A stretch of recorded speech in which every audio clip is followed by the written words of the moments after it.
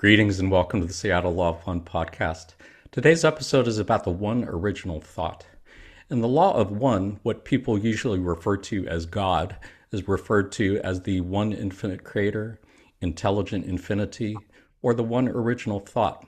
The second two names show how central mind and consciousness are to our understanding of the nature of God, the universe, and reality itself. According to the Law of One, what we call the Big Bang, or the creation of the universe, was basically the one infinite creator, casting out an infinite number of holographic sparks of itself out into infinity on a mission to experience, learn, and report back what was learned. What does all this mean, and why should you care? Let's find out. My name is Jonathan Tong. I'm facilitator for the Seattle Law of One study group. We can be found in the list of study groups on the L&L Research website shown on your screen. We do also have a Facebook group, and we do meet on Zoom twice a week, Tuesdays from 3 to 5 p.m. Pacific time, Saturdays 8 to 10 a.m. Pacific time. You don't have to live in Seattle or anywhere near Seattle to join our Facebook group or our Zoom sessions. Anyone who's interested and available is welcome to join. Just contact us at seattlelaw1@gmail.com to get on our mailing list. We send out emails once a week with Zoom links and information on what we're talking about that week. We do also have a YouTube channel where we keep recordings of previous podcast episodes, as well as recordings of our monthly Q&As with Jim McCarty. Just go to our YouTube channel and hit the subscribe button if you'd like to get notifications when we upload new videos, and contact us at seattlelaw1@gmail.com if you'd like to join any of our Q&A sessions with Jim McCarty. As mentioned, our topic for today is the one original thought. Let's go ahead and meet our panelists. Panelists, let our viewers know who you are and where you're calling from, starting with Lewis. Hello, greetings. My name is Louis Awua, and I'm calling from Eastern Washington State, and I'm very happy to be here with all of you. Thank you. We are always happy to have you on the panel. Thanks for being here, Lewis. And Heather? And I'm Heather Stubbs. I'm in Seattle, Washington, and looking forward to our conversation today. Always looking forward to having you on, Heather. Thanks for being here. And Susanna? Hi, I'm Susanna Miller, and I'm in North Ferrisburg, Vermont, and I'm happy to be back with you for a second time. This is wonderful. We are happy and honored to have you back again. Did want to remind our viewers, as always, that none of us here are experts or authorities on the Law of One. We are just normal people like you trying to figure shit out and talking about things of a spiritual nature that seem important to us. Anything that any of us say could be wrong, and you're welcome to disagree with anything or everything that any of us say. If you are already familiar with the Law of One and the entity known as Quo, you might want to skip to the chapter on podcast survey. Otherwise, for those who are new to the Law of One, you can think of it as a set of spiritual teachings based on the understanding that all is one and that one thing is love. Pretty much all of the readings that we are looking at today came to us through the process known as channeling. You can think of channeling as a form of telepathic communication between humans and entities such as angelic beings, extraterrestrial beings, interplane beings, spirits of deceased, higher self, etc. A channel basically serves as a mouthpiece for other entities to speak through, and in this case, those entities would appear to be of extraterrestrial origin. There are two types of channeling that have been developed by our friends at L&L Research. Trance channeling is when the channel is in a trance state, meaning they are subconscious or unconscious, as if asleep, meaning they are not aware of what words are coming out of their mouth as they're saying them. This is how contact was made with the entity known as Ra back in the early 1980s. Conscious channeling is when the channel is in a conscious but deep meditative state, meaning they're only somewhat aware of what words are coming out of their mouth as they're saying them. This is how contact was made with the entity known as Quo, starting in the mid-1980s, up to and including present day. Who is Quo? You can think of Quo as a group entity made up of three social memory complexes: Ra at 6th density, Latuit 5th density, Hatan at 4th density. You can think of a social memory complex as a planetary consciousness. It would be as if the entire human population of Earth was merged into one group mind. You can think of densities or dimensions as different levels of consciousness or different levels of reality, since those two things seem to be so closely intertwined.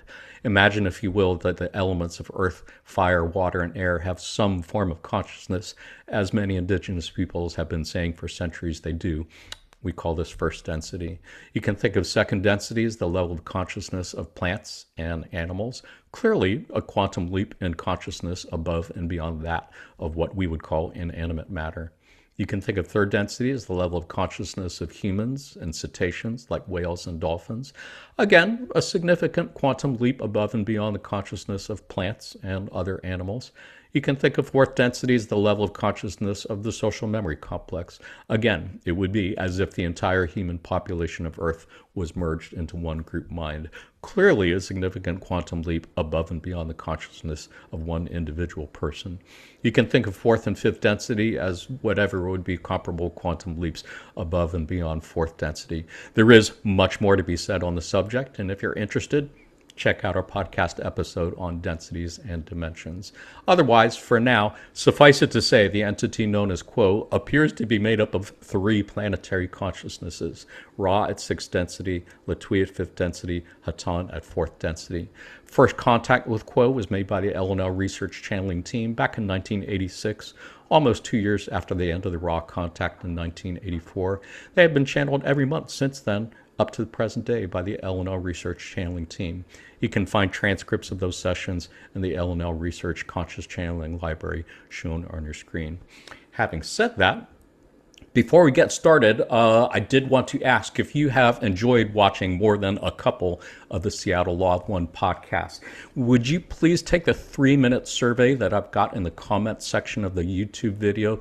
Just want to know how long our viewers have been studying the Law of One, how many podcast episodes they've seen, what you enjoy most, what you enjoy least, any suggestions for improvement. Do you watch the pop quizzes? Any feedback you care to share?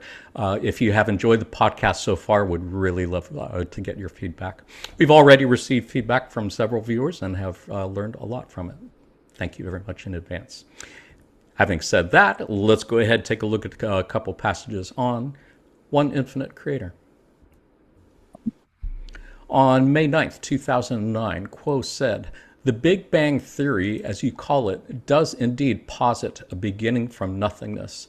However, we would suggest that the theory lacks the awareness of the nature of the one infinite creator and its original thought, or logos, which is unconditional love. That creator exists in a plenum that fills all that there is, yet because it is infinite, and because the infinity is intelligent, the nature of the creation seems to begin from nothing. Yet it is as if the Creator's heart beat once, and that is the entire creation. From your Big Bang until the big black hole collects the final experiences and harvests the knowledge of who it is once again, then the Creator's heart beats. It is as if between the beats of the heart within your breast, it was posited that there was nothingness, simply because it could not be seen that the heart was beating. There is never a nothingness. There is always a plenum, and that plenum is the one infinite creator, love." So much to look at and unpack here, and that is kind of why I chose the title graphic. I really was reminded of the Big Bang and the creation of the universe as like a light bulb going off in God's head when God got the idea of creating the universe, and everything else seems to flow from that. What do you think, Lewis? Any thoughts on anything in this passage? Yes, Jonathan. I see it as an encouragement to wonder instead of leaning on scientific theory and scientific understanding of the day. Just wonder. The creator is bigger than what you can conceptualize or your science can prove, even the emerging science can prove. So just wonder, just be in amazement. Yeah, I agree 100%. And they said so many times that, yeah, it's that idea of mystery and unknown that they're really seeking to cultivate in humanity, I suppose. What do you think, Heather? Anything to add? Yeah, this is such a huge topic, literally, right? So As big as it gets. but it's as big as it gets. And it can be really complex or it can just be really simple. It just seems to come back to love, right? It's all unconditional love. In this particular passage, I had to look up the word plenum because the creator exists in a plenum that fills all that there is. And Yeah, can you share that with our viewers who are yeah, also not familiar with that word? the physics version was a space completely filled with matter, or the whole of space so regarded that fills all that there is. So to me, like I had to think about that. It still feels like it's a space. Like maybe like I don't want to say a confined space because we know there would be no limits, but yeah, so huge things to think about, right? Yeah. Yeah, and I appreciate your clarification for the term. If I remember correctly, the context for this passage was they were responding to a question basically about what was there before the Big Bang. Was there nothing? And I believe what they're saying in this response is there's no such thing as nothing. There's nothing. It's just like the space in between the heartbeats. That's what it was. It's like super cool way to look at it. Beautiful. Yeah, what do you think, Susanna? Anything to add? Well, it just boggles the mind. I also had to look up the word plenum, and I have to say, after looking it up, I wasn't any clearer on trying to really wrap my brain around it. What blows my mind is just the incomprehensible nature of infinity, and when we like thinking through this passage, that between the beginning of the heartbeat and the next heartbeat is all of the creation as we know it, this particular logos, which is based on unconditional love. How many other logoi are there that are based on something entirely different, that are the next heartbeat or the one before it or a simultaneous heartbeat of whatever this is? I mean, it just hurts my poor little pea brain. I to never thought about it that way, but it would really suck if there was a universe that was created on unconditional hate. That's like the fundamental principle of the whole fucking universe. That would really suck. Yeah. right? Yeah. And yeah. But I'm Well, guessing not. I think based on everything I've ever read in the Law of One, they're all based on unconditional love. It's just that I think the creator's taking everything that it learns from this universe, and then before the creation of the next one, it's just going to try to think of some new ways to make it, well, I new know, ways but to I discover wonder unconditional love. because Ra talks about how whatever happened before the first density, no idea. And Ra says whatever's happening after, no Right, idea. So nobody has an idea, including Ra. right, So who knows what it is? But I'd right. like to think it's all based on love. But what do we know? What do we know? Yeah, this is why it blows my mind. Yeah, for sure. For sure. I'm no help whatsoever. Well, I know the question has come up before, maybe in one of our Q&As with Jim McCarty, where Ra did say at one point that this logos has a bias towards kindness or service to others, which I think is really beautiful since that's not really obvious from looking around the world as I'm seeing it. But it does also beg the question, wow, are there other logoi that are biased towards cruelty or service to self? Because by that line of reasoning, for the universe to be as big as it is, I mean, there must be somewhere, maybe like in those negative time space that Carla was threatened with being abducted to. I don't know. What do you think, Lewis, Heather? You guys have any thoughts on any of that? No, not really. It's big stuff to meditate on. It is. I too would like to think it's all unconditional love, but yeah, like Susanna's saying, we have no idea. We just, Yeah. It's yeah. exhausting too. Can I just say, like, Wait a minute. We're only 5 minutes into this. We can't be exhausted already. I am, Lewis. I mean, Jonathan, I am so exhausted. Life is hard. Like this, okay? Yeah. Like life is just so hard. This little teeny little itty bitty life, and just the contemplating the idea that then we go on to all these other experiences, and then maybe have to start over again after the eighth density at the beginning. I just like, oh, Do we get to take a nap in is it between just at me? least? Jesus Like, Christ. Yeah. Yeah. can we get a nap in here somewhere, like a celestial nap? you Yeah. know? Yeah. Yeah. Well, I believe that's what we're doing Sorry. in the inner planes before our next go round. So I'm sure we'll get rejuiced and recharged then. All right, well, I am reminded there was that time that Ross said something to the effect, and I'm butchering this up, I'm sure, but when your peoples grasp infinity, then and only then is the gateway to the law of one opened, or something like that. Meaning infinity really is kind of the gateway to understanding the law of one. And as you said, we have tiny, tiny, tiny little brains. Yeah. That's a reach. But we're going to figure it out before the end of this podcast. Does anybody have anything else to add on this passage before we change slides and look at another one? Sounds good. This is from November 9th, 2019, and Quo said, this has been edited for brevity. The law of one says simply that all things, all beings, all is one infinite creator, intelligent infinity, that which is all that is. As each entity perceives its own consciousness, then, it discovers that it is related to all other entities through this consciousness, through its various levels of consciousness within its own being that move through the roots of the tree of mind into the subconscious, into the planetary consciousness, into racial consciousness, into cosmic consciousness, into the consciousness of all that is created.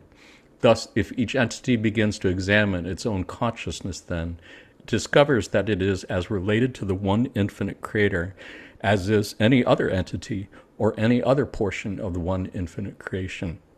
Thus, to know the consciousness of the self is to know in microcosm that which is in macrocosm. Thus, the one infinite creator knows itself in each iota of beingness of its creation, and each iota of beingness of the creation knows itself as the one infinite creator. I should say, for open disclosure here, when I copied these passages from the LNL website, I think I did make some changes in capitalization. I think anytime I see one infinite creator, those three words are not always capitalized in the transcripts, but I think that phrase is used often enough to refer to the creator that I just capitalized there. And I always capitalize intelligent infinity when I see it. And even when I see all as one, I don't think that was capitalized in the transcripts, but it seemed appropriate to me. So I don't know if you guys care about capitalization or anything, but just want to throw that in there. Heather, did you have any thoughts on anything from this passage? Any thoughts or reflections? Yeah, I originally kind of focused on the part where it says, as each entity perceives its own consciousness, because it brings it down to, the individual. We're not looking at like the macrocosm. We have to bring it back down to the individual. And then it discovers that it is related to all other entities, and through this consciousness, through its various levels of consciousness within its own being, and then moves through all these different levels of the mind, back to the one. It's almost like it's showing like the path of when we become aware, how it feeds the creation. Yeah, I just think so. big stuff. Big stuff. Big stuff for sure. Yeah, and I think I do actually have some graphics for viewers who maybe are more visual learners. What they're describing here is basically a hologram when they're saying that the one infinite creator knows itself in each iota of beingness, and each iota of beingness of the creation knows itself as the one infinite creator. They have many times referred to our universe as being holographic. A hologram, for viewers who didn't know, is a three-dimensional image projected into space with the aid of lasers, meaning that every part of the hologram contains the image of the whole. So if you had that holographic picture of the star shown on your screen, if you tore it in half, each half would still contain the complete image of the whole star. And if you took each of those halves and tore them up into smaller and smaller and smaller and smaller pieces, no matter how small the pieces you get, each piece still contains the entire image of the star, which is pretty amazing if you think about that. That's how the universe works, that down to the smallest level, each iota of the creation still contains the one infinite creator. I mean, if that doesn't blow your mind, then I don't know. Need to take something for that, I think. What do you Susanna, anything to add? Well, I really want to understand how a hologram works. Like, in our 3D world, how does that work? That do we, I mean, somebody must have come up with the technology and like how they do that. Talk to creator. Apparently, creator did it. Yeah. Wow. Yeah. I mean, so this is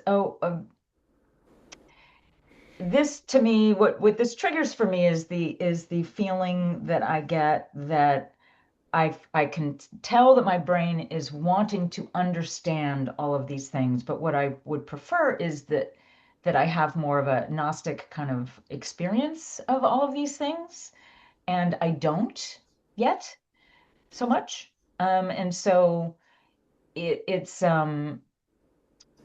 yeah, the only personal experience that I can kind of conjure that reminds me of this idea of the all being contained within us is actually when I was really, really young, before I started to layer on all the parts of my ego. I was like 4 or 5 years old. I would wake up from sleep and have a physical sensation as if the boundaries of my body were very, very large. I just called it feeling really big. And but it would continue to expand, and it would get so large that it just felt like I was outsizing the entire planet and outsizing whatever's beyond that. And, just this very, very big. And I remember having the sensation that my hands were like, you know, ginormous. I don't know, but that's the closest, like, sort of embodied experience of maybe something related to this that I can conjure. But as I, got older and started to train, my mind started to be trained in staying in this reality, it went away. So I've had maybe one or two moments where that sensation is returned, but they're really fleeting and few and far between. Well, I appreciate what you're saying in terms of experience because I think that's absolutely true. I mean, trying to explain infinity in words just sounds kind of pointless. I mean, you really can't. And I think they have said you kind of have to experience infinity. And no, I can't say I have really experienced infinity in my years yet. Maybe caught tiny glimpses of a tiny bit of it, but yeah, not the whole thing. What do you think, Lewis? Anything to add? I was just going to say, I could see this segueing into a conversation or dialogue saying, yeah, you need to meditate, meditate, meditate, meditate, because your conscious mind can only digest so much. And so you got to go deeper to have to process, what's there. And then you got to experience like Suzanne was saying, like you have to experience life. You have to live and not be, I guess, deceived that your waking mind can hold the value of all your experiences. Know that there's another part of you that's taking this in and using it to polarize and stuff. And your waking mind is a little slow to catch up, possibly. I don't know. Yeah, I appreciate your bringing up meditation because I'm sure that's what Quo would say is the best way to experience it through that route. I'm reminded that in Hindu traditions, and I'm not Hindu, so I apologize if I'm misrepresenting this, but as I understand it, there is a saying or an axiom in Hinduism that Atman is Brahman, meaning like the identity of the universe and the identity of the individual are one and the same, which is kind of what I'm getting from here. That's kind of another way of saying that the smallest individuated part of the universe is basically the same as the whole universe. So Hindus have known about it for a while, I guess, and appreciate the references to ancient Indian teachings and the Law of One also. Anybody have any thoughts on anything else in this passage? Anything else come to mind? I don't think Like so. I kind of feel like, I'm sorry, my bad. Go for it, Lewis. No, I was just going to say, I kind of feel like with all passages and all these materials that it's like, okay, here is like the book. Like, here's the book on how to fly a jet. Here's the book. No training, no hands-on. Here's the book on how to fly a jet. Now you've got to somehow use that book stuff in a language that you don't really understand. And you have to have enough trials and errors, enough experiences, whatever, to at the end know how to fly a jet. So while we're given all this material, it can only make so much sense because of the veil, because of our how society and the world works. So there's a lot of like spiritual development that has to take place before you can understand a portion, a fragment of a lot of these passages, this message. Agreed. Yeah. Yeah. So much scaffolding, I guess you could say, to get to that point. Anybody else? Any other thoughts on anything here? I know Susanna mentioned something about the end of the first paragraph about the roots of the tree of mind into the subconscious, planetary consciousness, racial consciousness, cosmic consciousness, and consciousness of all that is. As I mentioned in the introduction, yeah, just the names of God being the one original thought and intelligent infinity kind of gives you an indication of how important mind and consciousness are to understanding the nature of God and the universe and reality. And again, for folks who appreciate visuals, yeah, if you think of your mind as like an iceberg, you could think of the tip of the iceberg above water as being your conscious mind. That's the part that we can see. What's just below the water could be thought of as the subconscious mind. You can only catch little bits of it, but you do see a little bit of it, and you do know it's there. Whereas the bottom of the iceberg is like your unconscious mind. You can't see it, you don't have any access to it, but you can reasonably believe that it exists.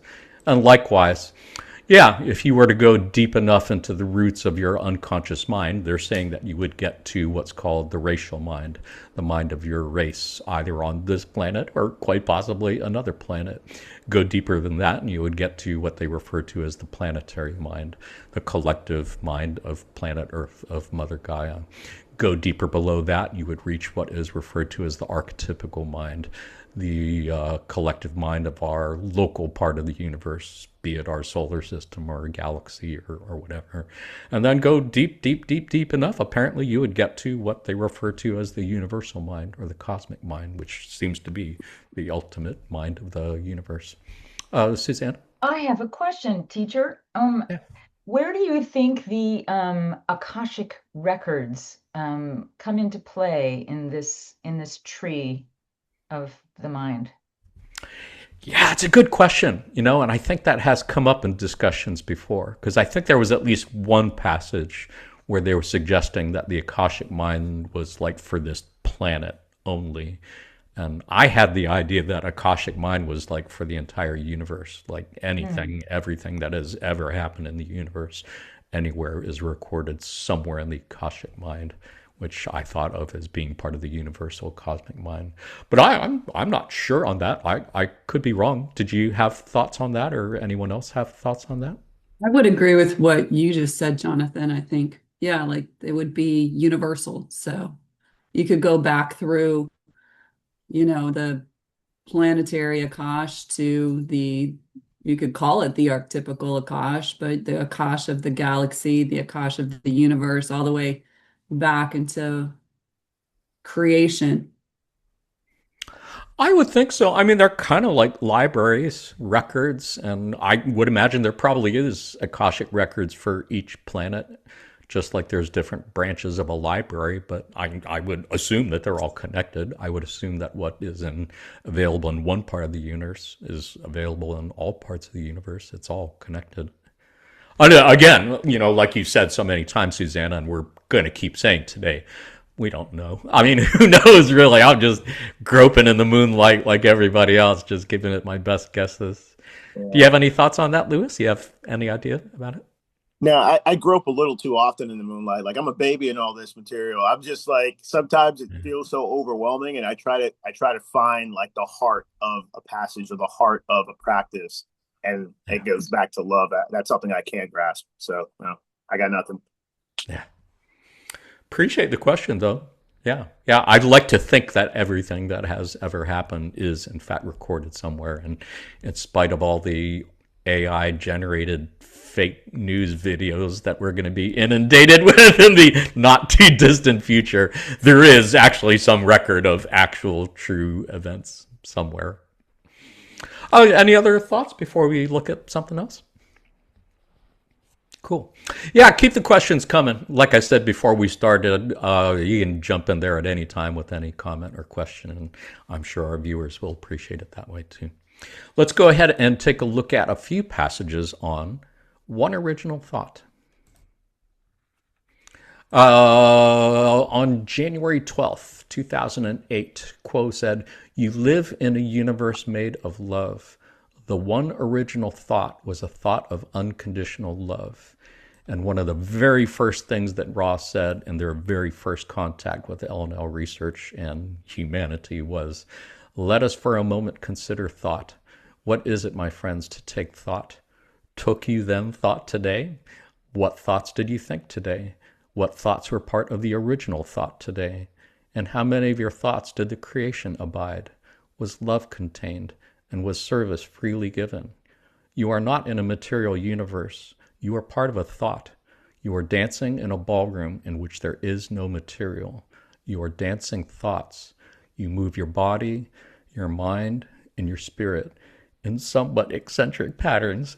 You have not completely grasped the concept that you are part of the original thought." And every time I put this passage on the podcast, I will always share the video of Elaine dancing from the best Seinfeld episode that there ever was, because that's just the best eccentric dancing I've ever seen in my life. Julia Louis-Dreyfus, comic genius for sure, and enlightened soul. Yeah, just love those two passages. And I love the idea that the universe is made of love, because, like I said, that's definitely not the impression I get from looking around at the world that appears to my senses. I find that super reassuring. What do you think, Susanna? Any thoughts on anything here? Yeah, this is just so comforting to me, actually. Um, just because of the heaviness of this physical life, both physically and psychologically, just the idea that we are part of that thought of love, at the core of everything, and that it's in and around, and that whole idea of that the material part of our physical universe is less than 0.00001% of everything, or something along those lines. I find that really comforting and magical, and I love this quote about dancing in a ballroom in which there is no material. If I could just meditate on this quote alone for a year, I think I'd get a lot of value out of it if I could get my pea brain to do it. Yeah. Any of these passages, yeah, for sure. Yeah, and it goes back to what you're saying about the plenum. It's like, I think it has been said many, many times that what we think of as empty space is in fact packed full of love, and packed full of light, and packed full of magic. And most of us are just kind of sleeping through it and not waking up to it. And hopefully this podcast is helping all of us wake up a little bit more. What do you think, Lewis? Anything to add?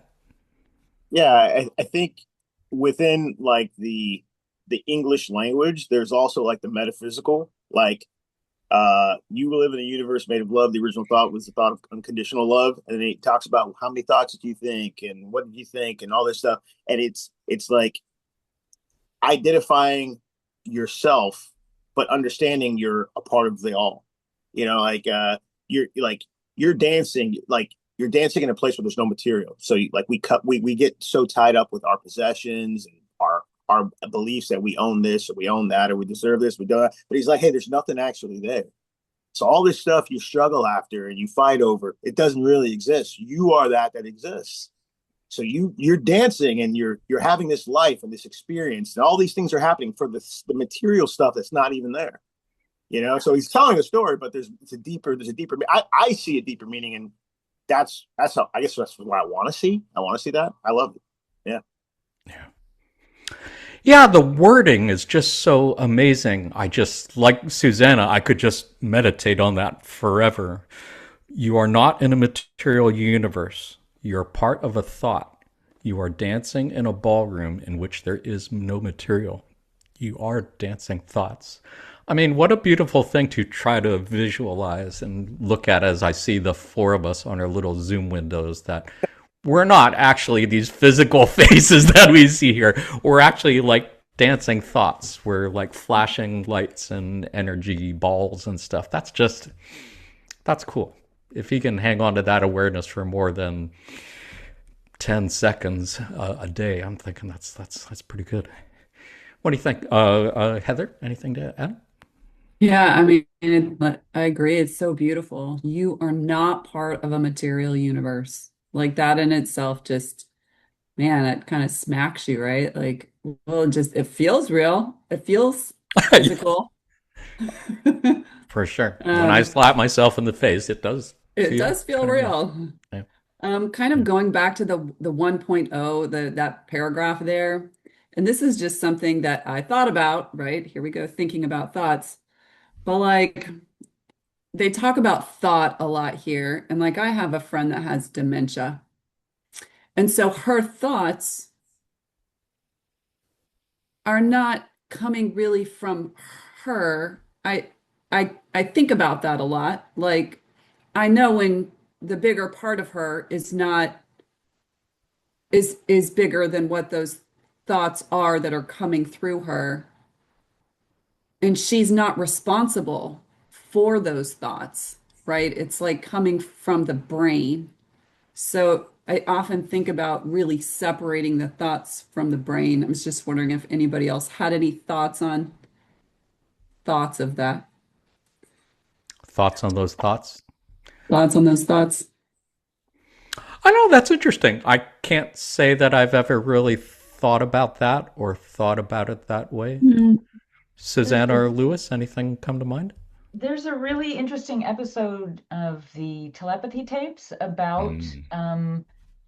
about this issue of folks with dementia Oh, and how what they're experiencing and there are folks who can communicate with them on a telepathic level that just makes me think that it's like the brain where the disorder is, where the plaques and disorder that's causing the challenge is the part that's dysfunctional. That yes, everything is all the same as it always has been in their greater existence. And when they try to process the consciousness or the conscious thoughts through the brain mechanism, it comes out garbled, like like if it were a translation machine mechanically that has a chip problem, where what comes yeah. out is gobbledygook. It feels like that. Um, yeah, but it's yeah. Thank you Oh, for bringing up the telepathy tapes. I have not watched any of them yet or listened to any of them yet, but I know a lot of folks in the Law of One community have and have found a lot of really valuable teachings in there. So, Yeah, it's a lot of rich material in there. yeah, what you I've said. listened to Yeah, some of I'm sorry. them. Go ahead, Heather. I was just gonna say I've listened to some of them, but I don't recall the one on dementia. So I will go back and listen to those because they're really profound. Yeah, It's season thank you two. for that. It's Oh, a fairly there's recent a one. season So see, two. there's a season two that's over already. Yeah. So season two, what they did is went into individual topics around consciousness and did a deeper dive. And so this Okay, one was about, folks with dementia. So check it out. It's thank you. really awesome. Thank you for that. Yeah. Yeah, I'm sure there's much more going on in that person's interior world and interior thoughts than the thoughts that are showing on the outside, for sure. Lewis, did anything to add? Any thoughts on that? No, no. Thank you for sharing, everyone. Yeah, indeed. Shall we take a look at another passage? This is from July 27th, 1993. Viewers who didn't see, Susanna was Elaine dancing on Zoom camera, and it was awesome. Quo said, the reason for offering love, appreciation, a blessing, a thanksgiving to the Infinite One is that the entity within incarnation is attempting to form its vibratory frequency more and more like that of the vibrational frequency of the one great original thought, which is love. The closer the seeker comes to matching that vibratory frequency, the more that entity will be perceived as offering praise and thanksgiving. This is true far beneath any articulation of words, or even what you consider thoughts. Rather, it is in the nature of the way creation is built. That is, the original thought expresses in love, thanks, blessing, praise, and rejoicing. Thusly, it is not a creator hungry for praise and thanks that requires homage of its worshippers, but rather it is love. It is reflected in love, and in that infinite reflection lies truth. I chose this passage because I was a pretty devoted church member in the Methodist Church for 20 plus years. And I did find myself wondering why this God seems to need so much praise. So much of the music that I was hearing, especially in the contemporary praise songs, were really so much about praising God that it made me think God was like a insecure 8-year-old or something who constantly needed praise and adulation. And reading this passage, I thought, oh, well, that's nice. They're just saying the closer you get to experiencing oneness, the closer your vibration comes to the vibration of the one original thought of love, it's just going to naturally manifest as praise. It's not like creator needs it. It's just your natural response. At least that's how I'm interpreting it, which I thought that's beautiful. That definitely makes sense to me. What do you think, Lewis? Any thoughts on that or anything else in this passage? Yes. Basically the contrast between worshiping in a building and for 2 hours once or twice a week versus like going through tough times in life, going through tough times in other people's lives, just living and experiencing and naturally coming to a point where your choices start to align more with the one original thought instead of just doing this mental activity of reading words, singing songs, clapping hands for however many hours, and then eating at a IHOP or something. Yeah, so like the contrast there, but what he's not saying is like, hey, take the long road, do all the work, and authentically choose this, not just do what you see someone else doing. Yeah, I love it. That's nice. Beautiful. Well said. Yeah. Shout out to IHOP. Free advertising, IHOP. You're welcome. Sorry about that. About that. Hey, who doesn't love a good pancake now and then, for sure? Heather, anything to add? That second paragraph, this is true far beneath any articulation of words or even what you consider thoughts. Rather, it is in the nature of the way creation is built, which is just mind-blowing, right? Okay, now we're talking about the way creation is built. It's just, yeah. Yeah, it leaves you speechless. It leaves you Speechless. feeling love, Far beneath thanks, articulation blessing. of words. Yeah. Well, your Yeah. face expresses it very beautifully. Susanna, anything to add? Not too terribly much, but I just really find myself drawn to the entity within incarnation is attempting to form its vibratory frequency more and more like that of the one original thought, which is love. Just because I, as a lawyer who is constantly trying to retrain my brain to be more right-brained and less left-brained, I love the idea of embodied experience of creation. And so just if focusing on that idea of feeling into the vibration within your being that is as aligned as it can be more and more with that one original thought of love is that's like a homing beacon, I guess. For me, it just feels really potently important, I guess. Yeah. Yeah, it's been said so many times. We've been described as sparks of the one infinite creator, as if the Big Bang was just this explosion of the one original thought of unconditional love, flinging sparks of itself out into infinity to forget who they are and take the long, long, long journey through all the densities of remembering who you were to start with, which is the one infinite creator, and gradually making your vibrations more and more like the original source. It is just an amazing thing. And it generally seems to take way too long on any given day in third density. But I know there was one passage where they said it's like falling into light. You couldn't stop yourself even if you wanted to. You're probably falling slower than you would like to go, but it's inevitable. And yeah, you could not stop it even if you wanted to. That's beautiful. So many passages I would love to cram into every episode, but that's why we just keep making more episodes so we can fit them in. Anybody have anything else to add on this passage before we look at another one? I actually had 4 passages on the one original thought, just so we could look at it from different angles, different aspects. Let's take a look at another one. This is actually from Hatan, 1/3 of the entity known as Quote, from 4th density. This was August 19th, 1984. Somewhere near the end of the raw contact, I believe. Hatan said, "We say to you, my friends, you dwell in a universe so beautiful, so harmonious, so unified, so totally full of love, that words are never enough to begin to acquaint you with the character of that which you may call reality. You experience one reality which, by its very nature, has the potential of transcending space and time. That is the sexual orgasm.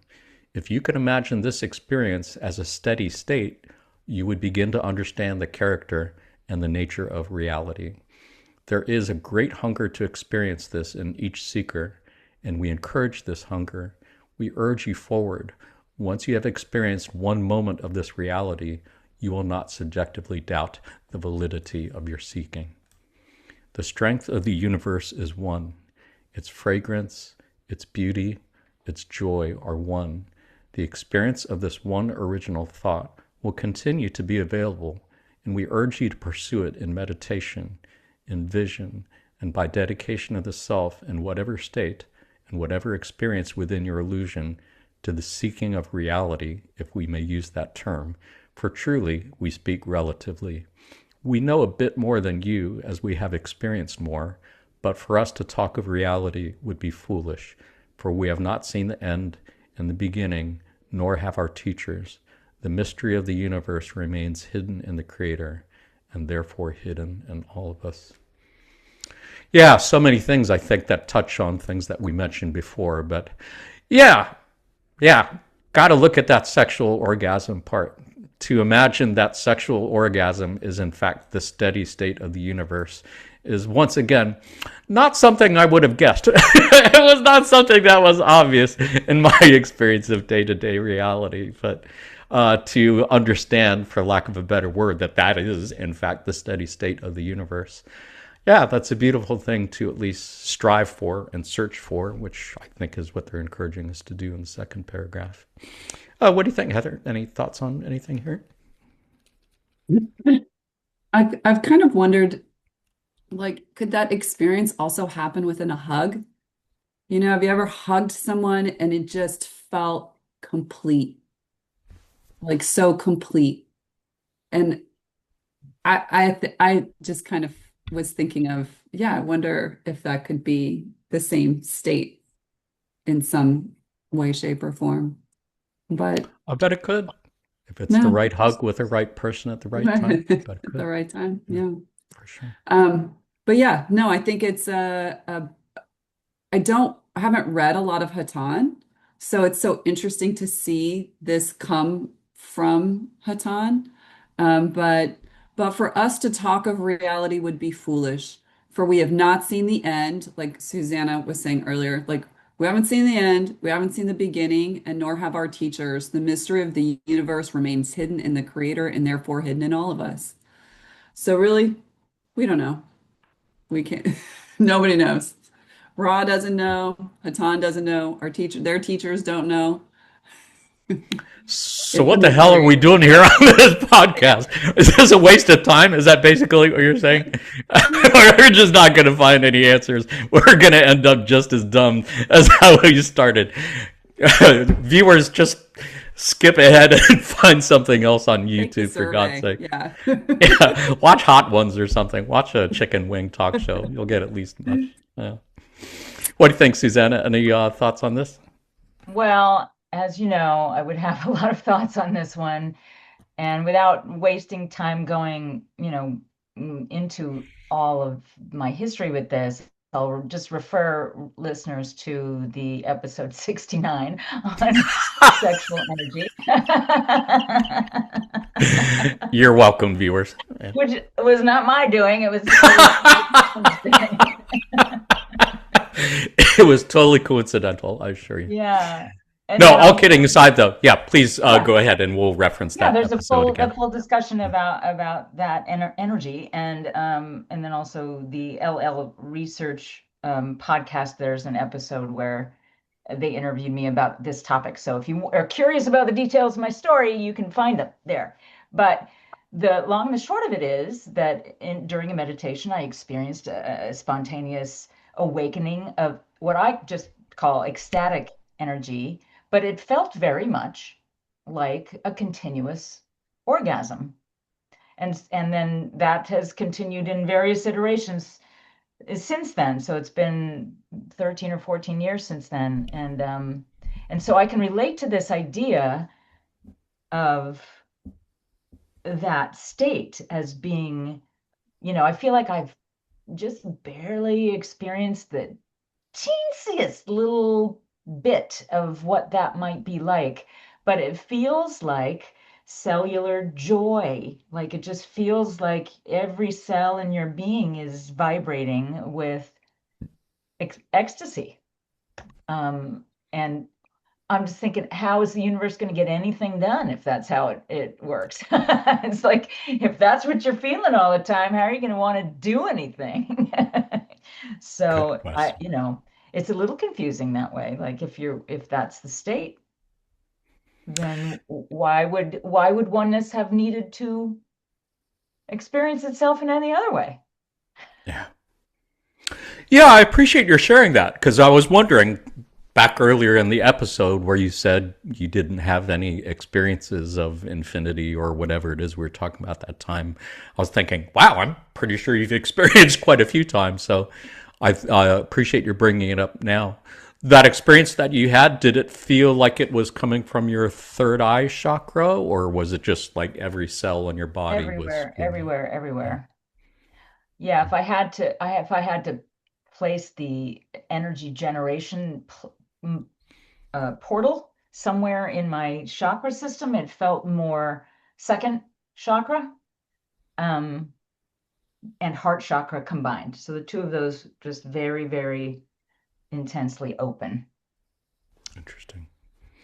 Yeah, beautiful stories, though, and I'm lucky enough to have heard more of your explanations and more of your stories behind that. And again, viewers, we did do an episode on sexual energy, coincidentally enough, episode 69. Susanna was a panelist on that episode, and we looked at a lot of beautiful passages that reference things that Heather was also talking about. There's many different ways to experience sexual energy exchanges. It's not just what we normally think of as sex. So if you are at all interested in that, I would encourage you to check out that episode. Lewis, anything to add? Yes. So the last sentence of the first paragraph, like once you've experienced this one moment of this reality, you will not subjectively doubt the validity of your seeking. Like totally experienced that. So when I had my dark night of the soul, and I don't know, the walls that were keeping me in like misery, kind of lifted my spirit or some part of my being out above the walls, and I could see the sunlight, I could see the birds, I wasn't trapped anymore. And that brief period of not being trapped, like made valid all of my attempts to seek outside of myself, all my attempts to seek outside what I was raised in. And I've been, like, I guess I wouldn't say chasing, but I've been increasing the energy behind my intent and seeking ever since. So I don't know that it was to the level of an orgasm, but it was definitely a change in how I perceive myself and all of creation. And so my experience was very powerful and life changing for sure. Amazing. Oh, wow. Yeah, it is always a marvel to me that each of us is like the main character in our own video games, our own movies. We're each of us our own hero in our own hero's journey. And that each of us is having those very, very, very special experiences that maybe no one else will ever know about, or maybe some folks will. And that's why I love the podcast. I love being able to hear other people's stories. So much appreciate your sharing. I did have, I think, one more passage to look at on One Original Thought. Did anybody have anything else to add on this passage before we move on? Yeah, I just wanted to, what Susanna said, the word ecstasy, and it took me back to doing ecstasy in my raver days, which is MDMA. And it was, it's like this constant state of like heightened love. And I can see now, knowing what I know, like you're trying to get to that. Like that's what we're, as souls, we want to re-experience that. And here was like a drug that would get me close, or feeling like I was higher, right? And then just beautiful experiences, I think, with that drug. Have you been able to recreate that experience or have similar experiences with I it? mean, I will say, I did that drug every weekend for probably 5 years. So, yeah, good times. Yeah. I am a regular enjoyer of cannabis as well, because it just gives me good feelings and helps me Good feelings, do good vibes. what I'm doing in service to others. But yeah, our friends in the Confederation have said many times that there's nothing you can experience with a chemical plant medicine that you could not experience without it. It's just a shortcut. And I guess for each person to decide for themselves whether or not they want to take responsibility for that. Appreciate your sharing that, though, for sure. Anybody else have anything to add before we move on? Just that I really want to try MDMA. I never have, but I'd be really curious to compare it to the non-chemical version. It's just sort of, I don't know. Sounds fun. I'm sure you can find it in Vermont, somewhere there. Yeah. Let's move on. This is from the Raw Contact. This is session 82, question 10. And Ross said, the one original thought is the harvest of all previous, if you would use this term, experience of the creator by the creator. As it decides to know itself, it generates itself into that plenum, full of the glory and the power of the one infinite creator, which is manifested to your perceptions as space or outer space. Each generation of this knowing begets a knowing which has the capacity, through free will, to choose methods of knowing itself. Therefore, gradually, step by step, the creator becomes that which may know itself, and the portions of the creator partake less purely in the power of the original word or thought. This is for the purpose of refinement of the one original thought. The creator does not properly create as much as it experiences itself. I wanted to include this passage because it reminded me of something that Carl Sagan saw, a quote that I saw a long time ago, where he said, "We are a way for the universe to know itself."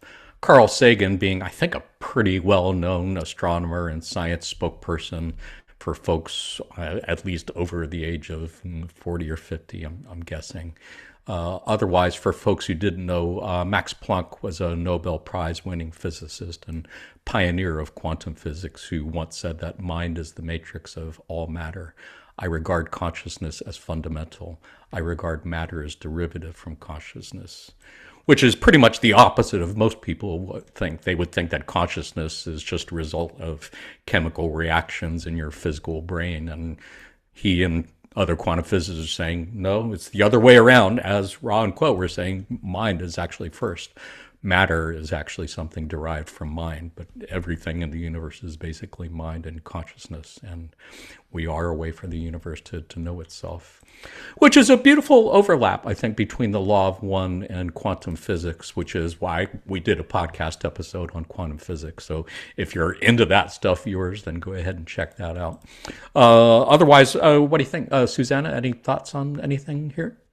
Well, I guess I'm wanting to chew a little bit on the second paragraph there, where and portions of the creator partake less purely in the power of the original word or thought. Is that just talking about us as part of the creator as we move into this veil of forgetting, where we, are obviously less than purely imbuing ourselves with love? Is that what that means? It's just like send it all out and it's all just lost, and then the I think goal is so. the refinement or the better understanding of the one infinite creator, and then that will then be harvested into whatever the next version of reality is. I Meaning think after the so. eighth That's density. how I'm getting it. Yeah. What do you think, Lewis? Any thoughts? Do you see it that way or differently? The second paragraph, I see it exactly that way. However, the first paragraph lost me. I think I'm a little lost, but I can understand like the distortion that happens once you incarnate in the density, and things cannot be as pure as they began. I can see that happening. I can Right. contemplate that. See it. Yeah. Yeah, I think when I saw that part about partaking less purely in the power of the original word or thought, to me, that was making me think of distortions of the original thought of unconditional love, and reminded me of the many times they've compared us to stained glass windows. We're all like stained glass windows. We're all got the same sunlight shining through us, but because each of us distorts that light in our own way through our different energy centers, we're distorting it. And eventually, I think that is the hope as we grow, to become less and less distorted, to become more and more pure. Sure. That's how I was seeing it. I don't know. What do you think, Heather? Any thoughts on that? Yeah, no, I think yeah, just talking about how in order for the creator to know itself, it can't always be pure. It's got to distort itself. So that would be us, Yeah. the distorted parts. Yeah. And they have said, even, the darkest, most evil service to self entities are still made of the same unconditional love, just in a perhaps more distorted form than others. But it is still the same original thought of unconditional love at its very core, in which they will probably discover at the end of sixth density at some point. Oh, does that make sense to you, Susanna? You have any other thoughts on that? Does that make sense, or other Well, ideas? I'm one of these little 2-year-old kids always asking the question, but why? And I Yeah. want to understand why did the creator need to know itself in any other way than it already did? Didn't it? I mean, why is that so? I've heard it said that you need two to be able to understand that there's something there, I guess, but I still don't understand why. Like, why can't the one infinite creator fully know itself just because it is everything already? Because I think it's I don't expect an intelligent answer. infinity. It always wants to know more. It never is satisfied with enough. Its infinity goes on forever, so it always wants to know more. Again, I don't know. That's actually a exhausting. really great segue into our next section, I think. Yeah. Did anybody have any other thoughts on that? Because, yeah, I mean, why is a totally legitimate question. Why? Why I all the think distortions? Why the it hide and seems seek? like it seems like it became self-aware, right? Yeah. That's the thing that comes to me, became self-aware. And then in order to know itself, it had to distort. Yeah. Yeah. I think so. That is a great segue into our next section. Why don't we go ahead and take a look at a couple passages on intelligent infinity. On April 2nd, 1995, Quo said, "This great original thought, or logos, which is love, is then perhaps our closest suggestion to a concept which approaches that which you have suggested as the mind of God, and that it contains within its concept all manifest, all unmanifest, and manifest creation. However, it is well to note that within the illusions which you call the densities, each of you is the mind of God in potentiation, and the work done within the densities is in great part clearing away the various levels of confusion for each seeker.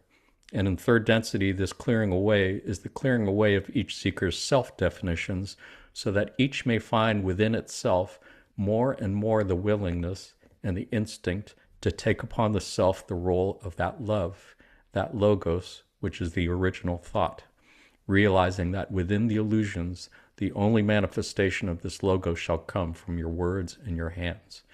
May we answer you more fully, my brother?" A person named K says, "Is the mind of God what you would call intelligent infinity?" Quo, we are those of Quo. This is so, although the reverse would not be so.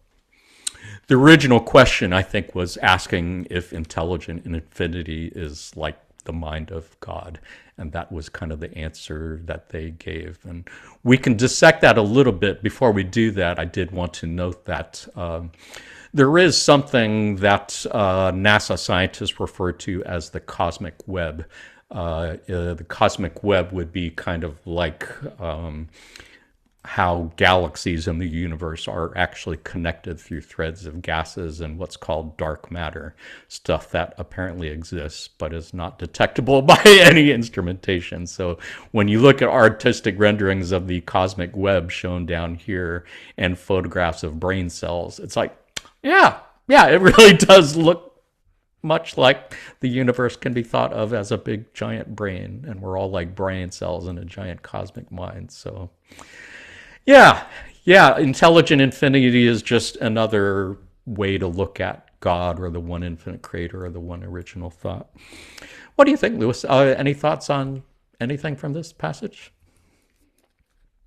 I just see like continue to exist because through each graduation harvest, you're gonna lose a little bit more of the stuff that doesn't matter, and you see clearly a little bit more all that there actually is. And so just continue to exist.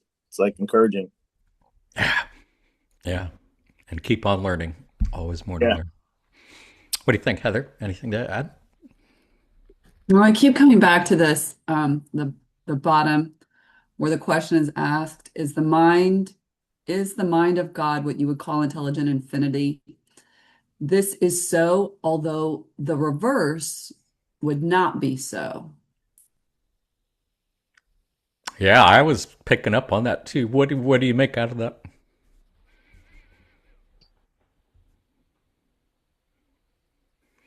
To me, that means the mind of God is what we would call intelligent infinity, but intelligent infinity is not what we would call the mind of God.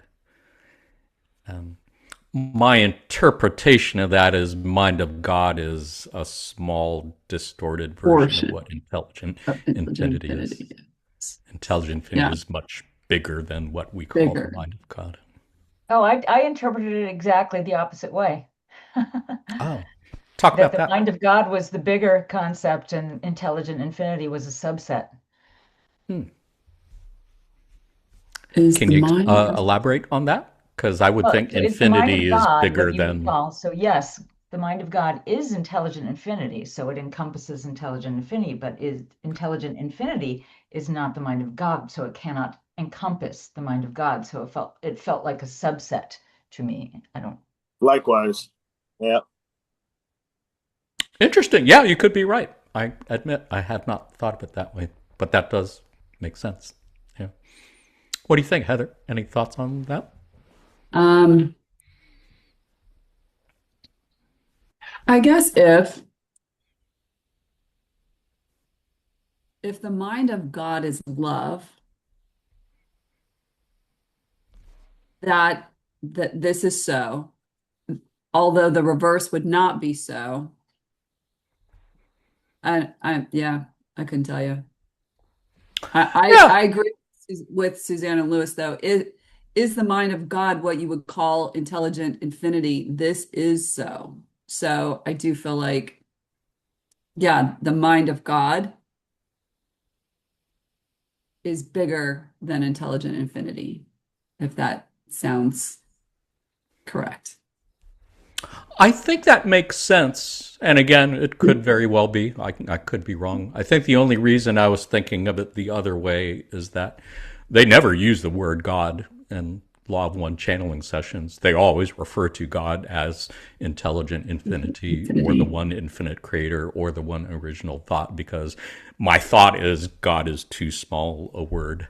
The way we use God, I'm imagining, is much less than how our friends the Confederation view God. So I just kind of assumed intelligent infinity was bigger than our conception of God or the mind of God. But And as we have said so many times in this episode, who it knows? All might, begins and ends in mystery. And does it really matter? Probably not that much. and this is just me thinking big, but if you were to break down intelligent infinity, I would guess that infinity was infinity and then I don't want to say and then it became intelligent, but um like could infinity have ever been unintelligent? If infinity contains everything, I guess no. They're just such huge concepts, right? Yeah. Yeah. Yeah. Yeah, and that could have been several octaves back before this one. But that is something that really fascinates me, that the idea that infinity is intelligent. Infinity isn't just some bunch of planets and stars and galaxies that go on forever. There is actually an intelligence behind it. That's amazing in itself. I think that's a good segue into our second passage, which I Oh, think wait, might Lewis go was going back. to say something there. Yeah, I go for saw it. it in his face. Right on. Hey, thank you, Susanna. Thank you. No, I was just gonna say, like, if I look at God, like I understand what you're saying now. Like, if you look at intelligent infinity and you look at the word God, the term God, and I go to like some of the other things I've read, like the OWASP, like in the OWASP, the God is an attainable station within the within existence. Like you incarnate as a human and you go up through the ranks of existences and incarnations. You can become angelic, you can become some kind of emissary, and you can keep rising through the ranks and become a god. And so, and in the OWASP, the creator can't use because gods are so far polarized that their minds can be imbued, or the creator can use them more efficiently than maybe someone who's only had five incarnations. And so if we're getting into that weird, I mean, outside of the law one kind of like thoughts and ideas or distortions, then yes, I could see that like the mind of God could be intelligent infinity, because the creator could go inside the mind of God and allow stimulate thoughts and ideas and actions. But that God who was once a mortal, who had so many incarnations and had so many duties and jobs and service to others, could not be intelligent infinity. Like, like intelligent infinity. Yeah, Yeah, yeah. something like that. It's crazy. It's wild. Thanks for humoring me. Yeah, no, I appreciate your sharing that. I have not read OWASP yet, but I know they have referred to it a couple times, at least in the Raw Contact, so appreciate it. And I know you're partway through reading it because it is, as I recall, a super thick book. Oh, yeah. So might have to get back to us on that. Anybody else have anything to add on this passage before we look at another one? Let's look at another passage, and I think this one may well address the question that Susanna asked a little bit about why does intelligent infinity need to do all this stuff? The first passage is from the Raw Contact Session 13, question 12, and Raw says, "The intelligent infinity discerned a concept. This concept was discerned due to freedom of will of awareness. This concept was finity. This was the first and primal paradox or distortion of the law of one. Thus, the one intelligent infinity invested itself in an exploration of manyness. Due to the infinite possibilities of intelligent infinity, there is no ending to manyness. The exploration, thus, is free to continue infinitely in an eternal present. And on January 18th, 2020, Quo said, "The intelligent infinity that can be seen as total unity is that which is at all times and before any times. This intelligent infinity exists in a wholeness, in a completeness, in an entirety of being that needs no other source of experience until there grows within this intelligent infinity a desire to be more than it is, realizing that it is, from any other point of view, infinite and all that there is, and yet the desire to be more begins to grow." Could really spend a lifetime meditating on either or both of these passages, but what I'm getting from this is it's kind of going back to that first passage about the heartbeats. You know, the creator sends itself out in a big bang to explore all the possibilities of new ways to discover more about itself, and then eventually collapses back on itself, and everything that went out comes back and shares what it learned with the one infinite creator. And it realizes that it is infinite intelligence. But at some point in that space between the heartbeats, it realizes that even though it is infinity, it still wants to know more. And that desire grows until it decides to cast itself out again in another big bang, in another octave, because intelligent infinity always wants to know more. That's the best answer I can come up with. What do you think, Heather? Any thoughts on anything here?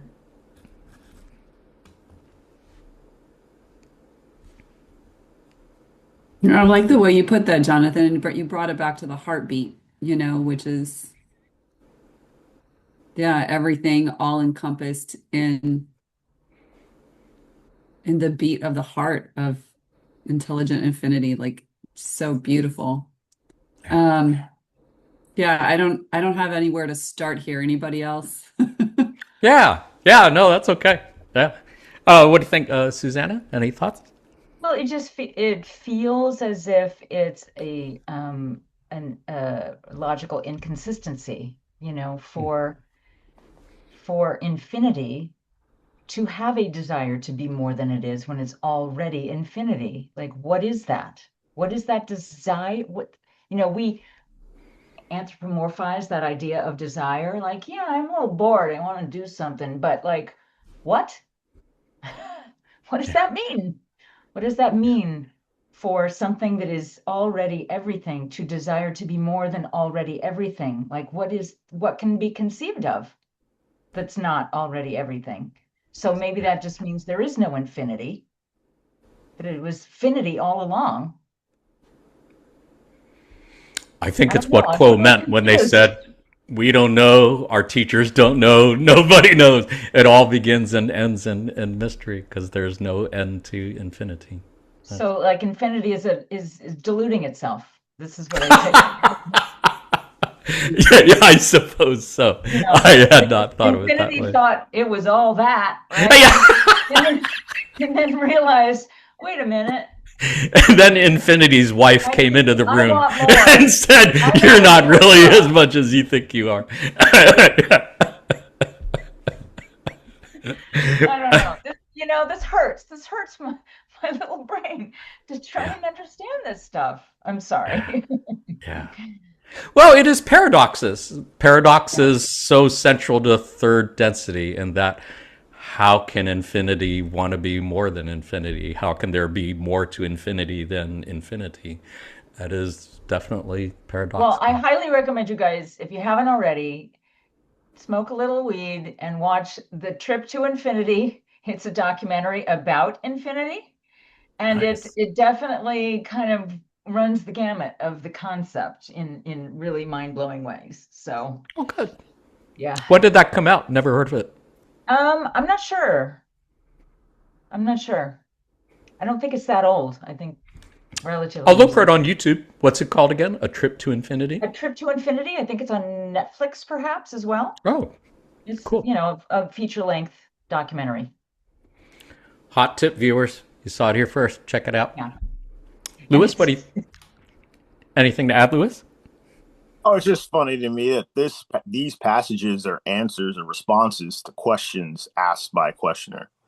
Like after all the material where it's like love is the only thing, love, service to others, things that are easily digested on some level, with depending on the individual.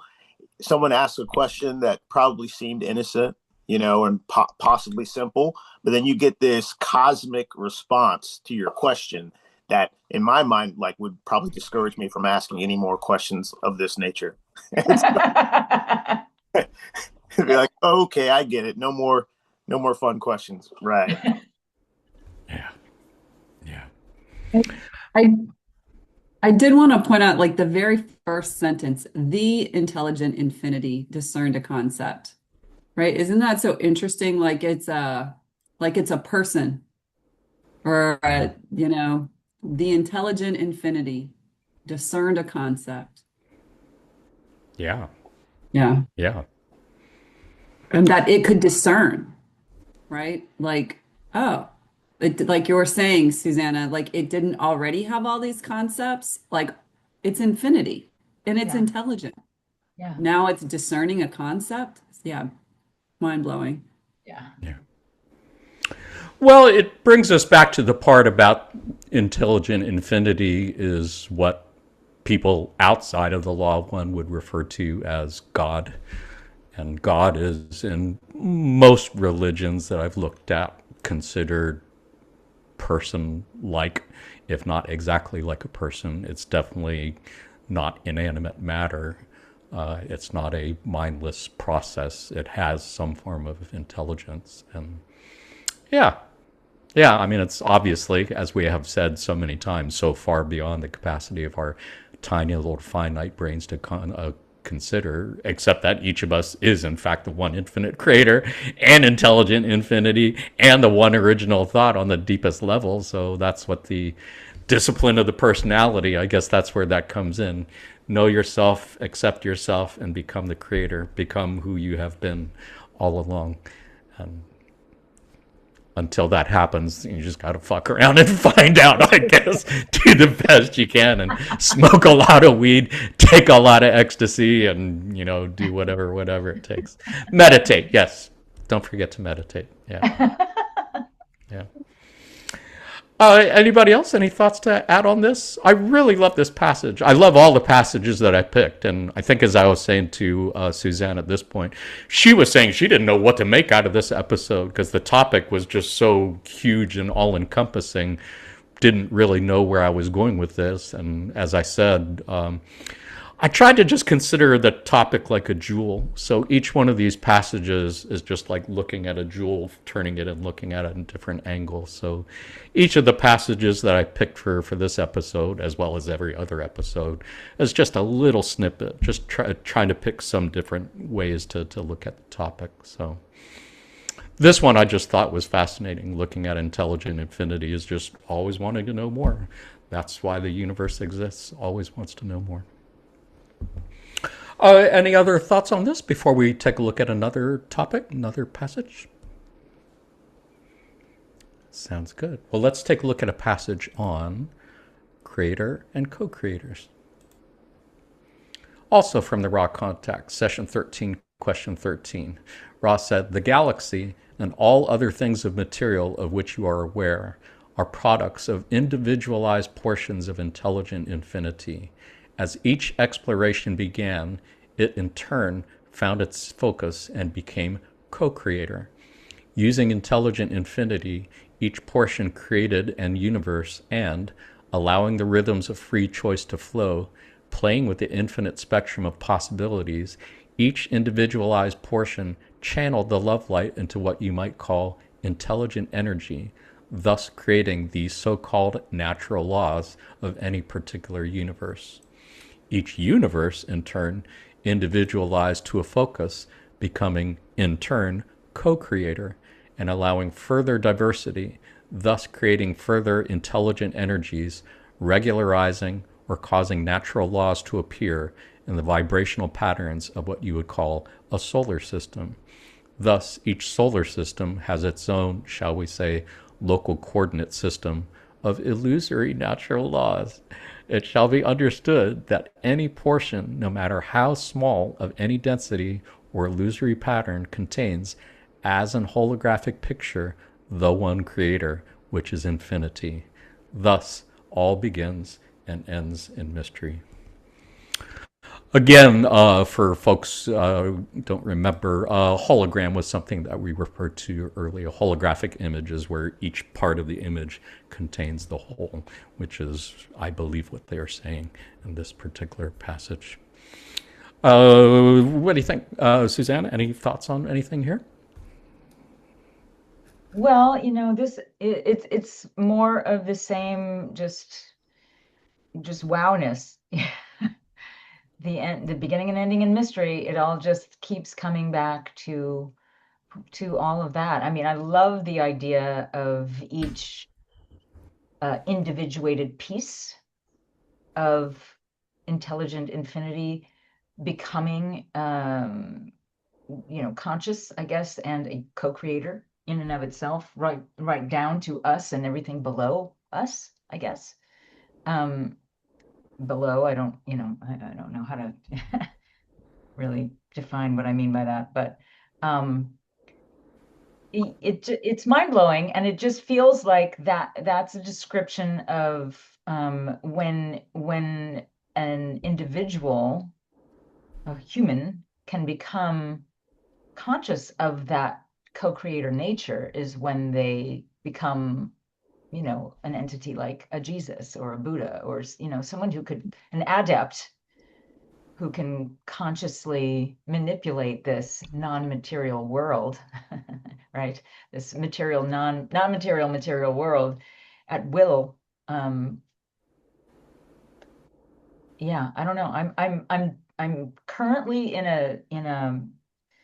a phase of wanting to read about the great mystics of history and understand what their actual lived experience was in greater detail. But I feel like what they arrived at was something along the lines of this kind of becoming a conscious co-creator experience. For sure. Yeah, and I think the part of that really fascinates me most in this passage is all the references to so-called natural laws and illusory natural laws, meaning that every time the creator created a new universe, decided to try out a new set of natural laws just to play around and see what the possibilities are. I mean, that's really funny just to imagine, let's just do this thing called gravity. How about this thing called light? Let's play around with that for a while and see what happens. Yeah, let's dial it back to like 50% of gravity. How about 50% of gravity? What does that look like? It's like, oh, they're flattened like pancakes. No, that's not going to work. Let's dial it back. Yeah, for sure. Yeah. Well, I like the food in this universe. So good job, universe, I would say. Keep it up. Keep up the good work. What do you think, Lewis? Any thoughts? The third part of the passage, the final little paragraph there, like to me that kind of where you can find a image of the one infinite creator, which is infinity, in everything that's no matter how small, any portion of creation has that to me like triggers, like that's why so much in this creation responds well to love. If the creator is love and within all things is that love, and that's why we respond so well, like smiles and hugs and kindnesses and all these things, because each of us has the creator. I mean, it's like reading a riddle. Like there's a meaning behind the meaning behind the meaning, and so that's just what I got from that last portion of that passage. Yeah, nice. It's so deep. Yeah. Beautiful. Appreciate your pointing it out. I always, the whole part of the holographic universe and how the creator is in every iota, the smallest part of the universe that you can imagine, still contains the entire universe. It's just beautiful. Ingeniously designed, I would say. Anybody have any other thoughts on this passage? I just wanted to point out the word focus. So, as it says in the first paragraph, as each exploration began, it in turn found its focus and became co-creator. And then in the second paragraph, the same thing. Each universe in turn individualized to a focus, becoming in turn co-creator. So it's like in order to create or co-create, it had to focus, which makes me think like we as individuals creating, we have to use our focus or our intention to create at will.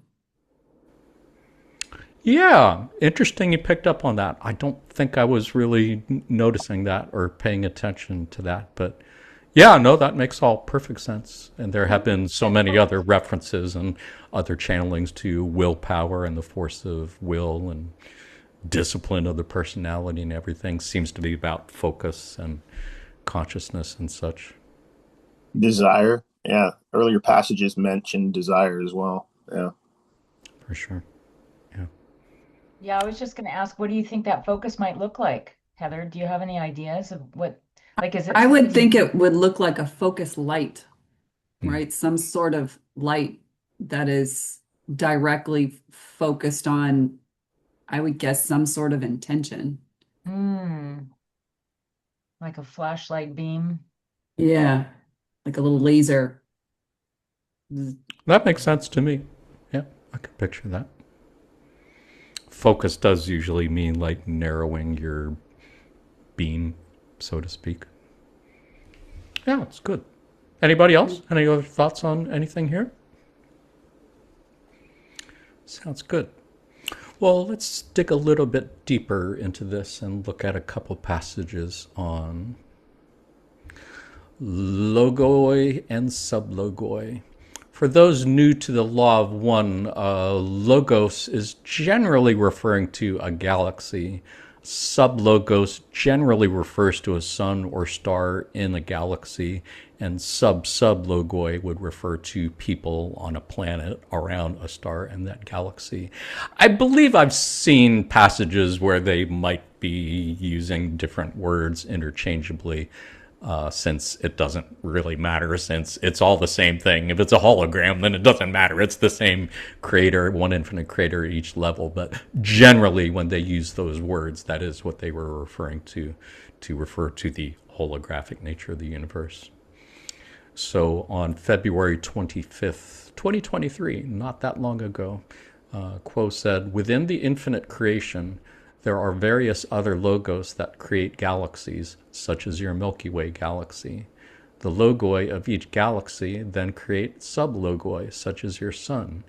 Each takes part in sharing the love, the creative power of the one infinite creator, with all those beings that exist upon the infinite number of planets within this infinite creation. This is the means by which the power of the creator is recognized. And when the Creator shines its love in this fashion, expressing its free will, then the creation itself is made by the power of love and manifests as what you call light. The light is that which is the enlivening feature or principle of the creation that allows the Creator to know itself.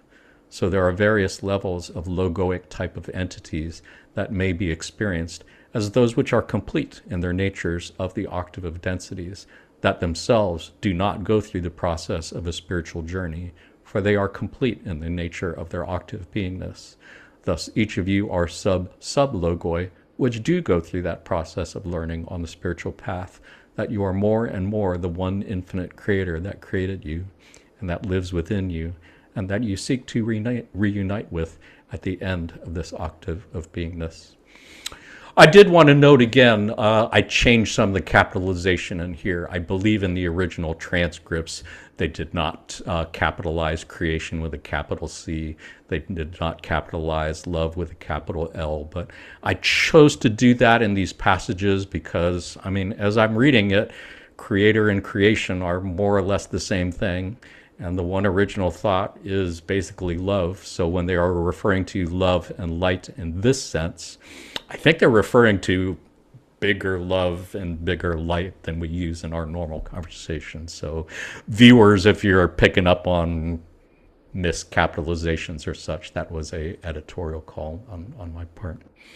What do you think, Lewis? Any thoughts on anything here? Yeah, the third paragraph, levels of logoic type of entities that may be experienced as those which are complete in their natures of the octave of densities. Like, I believe I heard earlier in the material, the raw material, that no one knows what exists outside of this octave. And so, like, is there an event that takes these complete logoic entities through to the next octave and they have a different experience to become complete again to then continue to create? Or like, that's an interesting, I don't know, it's a thought that came to me when it talked about like certain logos are complete. I was like, wow, okay, cool. No more growth. Yeah, I appreciate you bringing that up because I was kind of wondering about that myself. I believe there's some other passages where they have said something to the effect that our sun exists in all of the densities. Our sun itself is not going through the journey of densities that we are. And I believe that's what they're referring to here, either suns or maybe galaxies. Our Milky Way galaxy isn't going through a journey through the densities. It already exists in all of the densities. But the sub-Logoi that live on the planets, on the stars, or around the stars in the galaxy, we are indeed going through that journey through the densities. That's how I was picking up on it. Did you have what do you think of that, Heather? Any thoughts on that?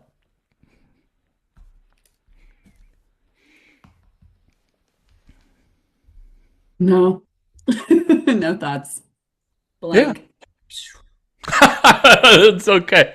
I appreciate your being here. And we can always come back to you too. I was kind of thinking I was more focused on the center paragraph because Hmm. I think it goes back to the idea of creation and where we were talking. Susanna asked, well, what does that focus look like? And I said light, but right when you read that paragraph, the focus I think is love, and the creation of that love is light, which is the manifested form of love. Therefore creating these logoi, suns, galaxies. Isn't that something? What do you make out of that? What does that mean to you? I mean, it's just amazing to think that that's how creation happens. Focused Yeah. love, which Yeah. is maybe what we're all here trying to do on an individual level. Yeah. So beautifully said. I think, if I'm remembering correctly, they have said, there's only one law, and that is the law of one. Everything else is distortion. So, if I remember correctly, free will is the first distortion of the law of one, as in the creation of separateness. And then love, I believe they said, is the second distortion. And then light, I And believe, is like, what they called the third distortion, which is, yeah, that's just trippy to imagine that everything we think of as material is in fact made of light, which is in fact made of love. Again, yeah, not obvious when I look around the world on a normal, mundane consensus reality level. What do you think, Susanna? Anything to add? Yeah, I was not clear on what was meant in the third paragraph, but it helps me to think of the Logoi type of entity as the sun. That I can sort of make some sense as to why, how the sun might be the complete manifestation of um, this entire eight octave reality, or one pure manifestation of it or something. I don't know. It's again, all of it is really, really hard to try and wrap your brain around. Um, it makes me think about the near-death experiences that people describe, and how both the experience of the darkness and the light. So some of them describe this all-encompassing dark realm where it reminds me of that plenum Mm-hmm. state where it's completely alive and um, has everything in it they've Mm-hmm. described. And then others who experience the light and the completeness of the light. Um, I don't know. I don't know where that takes me, but that's where my mind goes when I start to think about this kind of stuff. Yeah, well, our viewers could very well ask, I mean, why should I care? I mean, is it really that important how we interpret the third paragraph? And I would say, no, no, probably not. I think for me, what I appreciate most out of these passages that we're looking at and the conversation that we're having is, well, one, we're coming to a better understanding of God, understanding for lack of a better word. So if you care about God, if you care about, you know, the nature of God and the universe and reality, then I'd say that's something. And if you can just come away with a deeper appreciation that everything is in fact made of love and everything in fact is made of light and everything that seems horrific around you is just a distorted form of love or light, then I at least find that encouraging, especially in these days when things seem so wonky and polarized and such. I think I have one other set of passages to look at. Any thoughts on this one before we move on? That part at the end about seeking to reunite with at the end of this octave of beingness really resonated with me, and I think comes out in this next couple passages. It was kind of reminding me of the water cycle. I mean, a water molecule might start in the ocean, and as it evaporates, it goes up through the clouds, and it can go through any number of different forms, whether it's in the soil or on the ground or in a tree or an animal. But eventually, at some point, it returns to the ocean. And in many ways, that's kind of what I've pictured the journey through the octaves as being like. We started off in the ocean, and eventually we're going to return to the ocean. But we've got a long journey ahead of us in between. Which brings us to these last two passages. On July 31st, 2007, Quo said, "You have all the time in the universe to move through all natural energies and rhythms back to the Creator, who is waiting for you with great delight. And you do not wish to return too soon, for the Creator wishes to know the fullness of your experiences, your feelings, and your emotions. This is the harvest that you bring to the Creator. Whatever it is, He will love it and you now and forever." And on September 15th, 1996, Quo said, "When entities attempt to think of time as a value, inevitably they become completely frustrated. The reason for this is that time is illusory. It is tied into space as space is tied into time to create the illusion that something is happening, that there is a past and a future. In actuality, it is our understanding that we are all without space and time, without separation. All is occurring within this one instant that ever has or ever will occur. It is one whole. It is love. Through the illusion of time, love is articulated and mirrored back to its source, and this is deeply, deeply satisfying to the infinite Creator." Such a beautiful set of passages, and something that I thought was appropriate to end our conversations on. I just love that part in the first passage where they're saying, you've got all the time in the universe to move through your journey through the densities and back, and you don't want to do it too soon because Creator really wants to know everything that you've been through on your journey. That's the harvest that you bring back to the Creator. And whatever it is, He'll love it and you now and forever. And to me, that's a really important reminder that those entities that I see as, say, being my polar opposites or being my shadow self, the ones that I'm really having the hardest time loving and forgiving for what they're doing, Creator loves them as much as Creator loves me. And Creator wants to know everything that they experienced when they came back, no matter how horrific it is, whether we're talking about mass murders or rapes or really cruel things to children. It's still at its heart unconditional love, just really, really distorted. And the Creator loves the dark as much as the light, and will still appreciate what comes back to it in the end. That I find reassuring and helpful as I go through daily life, shall we say. I don't know, what do you think? Heather, any thoughts on anything here? I like how you highlighted the very last sentence, through the illusion of time, the love is articulated and mirrored back to its source. And this is deeply, deeply satisfying to the creator. So how interesting that it takes, well, time, it had to create time to be able to get this reflection, and how satisfying it is for the creator. Just huge. Isn't that a beautiful image? That time is an illusion, but it's just something creator created as an illusion, like a hall of mirrors at the carnival, just to see all the different ways that its original love could be mirrored back to itself, and that it finds it really, really satisfying. Looking at the four of us here, or looking at you watching this on video, or whoever you think is a terrible person, creator still loves that person too, loves all the different forms.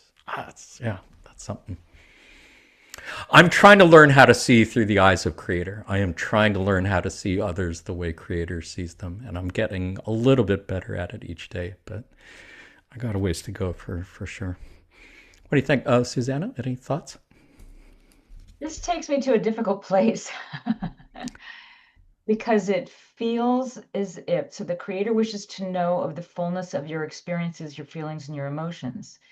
It almost feels like we, because of the nature of an infinite creation, we are sentenced to experience not only every good that we can possibly imagine, but every horror, every single horror. And I find that so troubling. Yeah. That the creator would be deeply satisfied by that as well. Yeah. I mean, on some intellectual level, I can go there, but in the lived experience, it's just very hard to go there. Yeah, and to go one step further, your higher self. Apparently, you and your higher self plan to have this experience, to experience all of these very things in order to help us learn to love. I think so much of it is about learning to love the unlovable and how to forgive the unforgivable. Those are things that we've been told.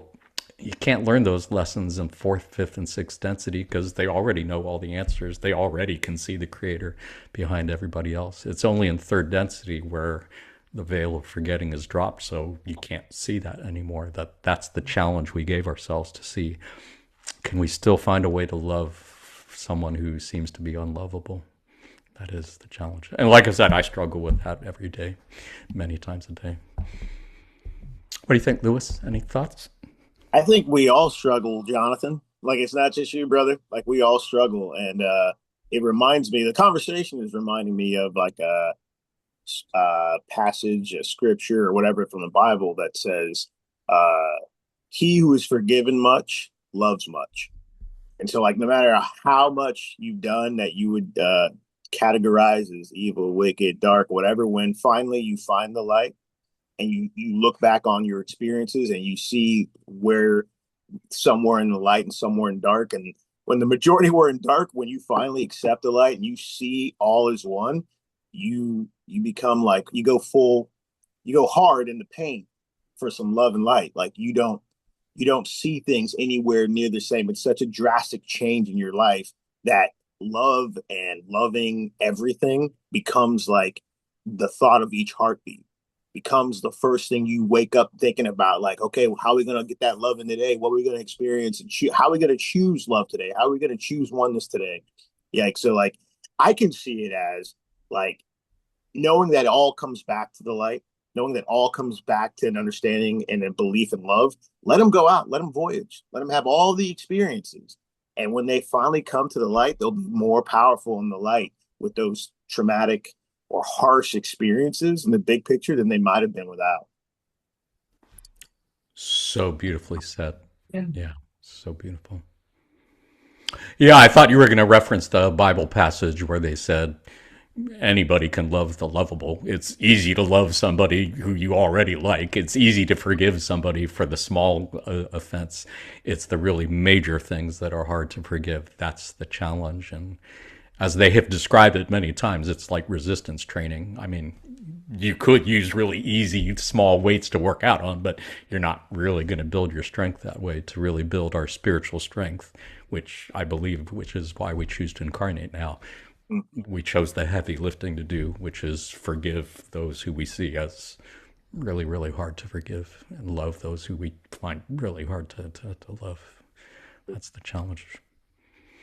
Well, and that's why we're here. That's why we're having this group discussion. And that's why, again, I would encourage our viewers who are watching on video, if you are not part of a Law of One study group, see if you can find one. Seattle Law of One study group, I'd like to think is pretty good, but there's lots of great Law of One study groups out there, and find people that you can have these conversations with. And hopefully you watching this on video can feel like you're a little bit part of this conversation too as well.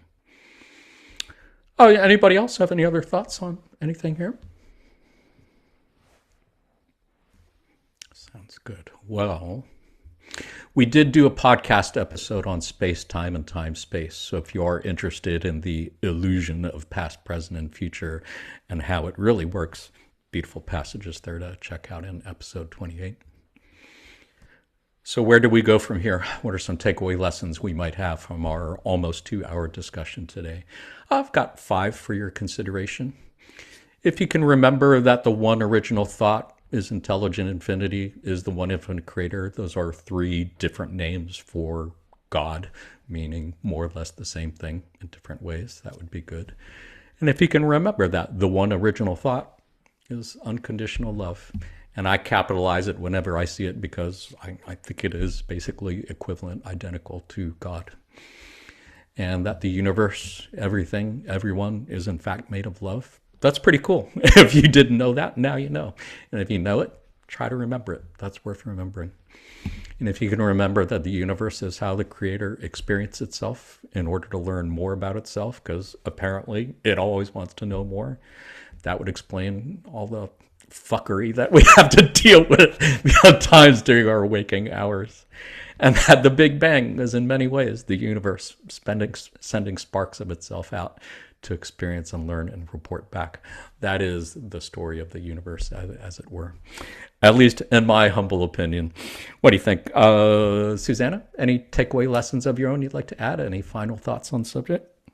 I don't know that I have anything more to add. That we've talked about such big concepts. This is a great list of takeaways. And you are a great person to have in this conversation. I really appreciate your being here. What do you think? Lewis, anything to add? I got nothing to add. Just like everyone's perfect. Whatever road you find yourself on, walk it in authenticity, and you're doing it. Easy to say, hard to remember. That is something I am trying to remember every day. Thank you for the reminder. Heather? Yeah, beautiful takeaways from you here, Jonathan. Thank you for all of this. And it's been fun to connect with you guys. So thank you. Yeah, in case our viewers didn't know, this is the first time Lewis, Susanna, and Heather have met each other. So considering you guys are meeting each other for the first time, it feels like a great hangout with friends. So thank you so much for being here. And as I said, I never pick panelists based on how much they know or don't know about the subject. I just try to pick 3 people that I would want to have this conversation with. And I honestly can't think of 3 people I would want more to have this conversation with than the 3 of you. So thank you for being here. And viewer, thank you for being part of it too. I hope you enjoyed it. Did want to let our viewers know, if you did enjoy this podcast episode, you might want to check out our episode on One Infinite Creator and creators and co-creators and the archetypical mind and quantum physics and good old reality. Those are all topics where we dig a little bit deeper into things that we touched on today. Otherwise, of course, it is time for our pop quiz. Pop quiz is something we like to do at the end of our times together, just to end our otherwise serious discussions on a lighter note and maybe look for Law of One connections in pop culture.